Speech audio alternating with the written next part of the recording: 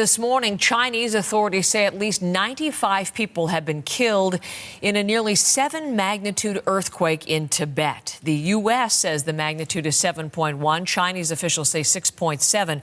Very strong regardless, and Chinese officials say at least 130 people have been injured as well as those who died. More than 1,000 firefighters have been dispatched to the epicenter to assist in the rescue effort.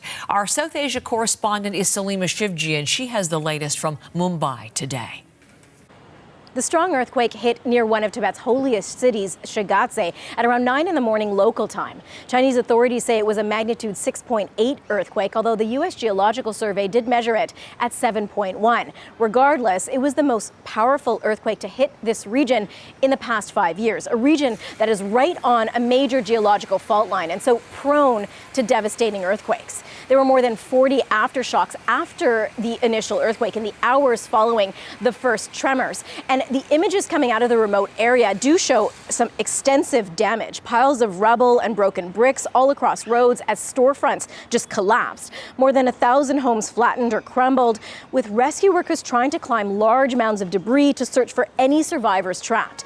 And because of how remote these villages are in the Himalayas, the Chinese Air Force is actually using drones to fly over the mountainous terrain to see which areas need fire and rescue workers deployed the fastest to make this operation as efficient as possible. To give you a sense of how big this earthquake was, tremors were felt as far away as here in India, in the northern state of Bihar, as well as in Nepal, in the capital Kathmandu, which is some 400 kilometers from the epicenter of this earthquake.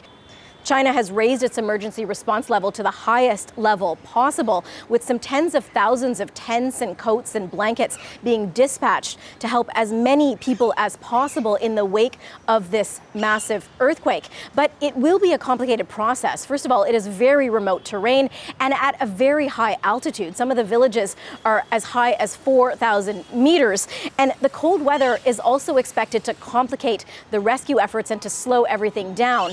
In the daytime, it is below freezing in this area at the foot of the Himalayas, and at night the temperatures drop to around -20. Salima Shivji, CBC News, Mumbai.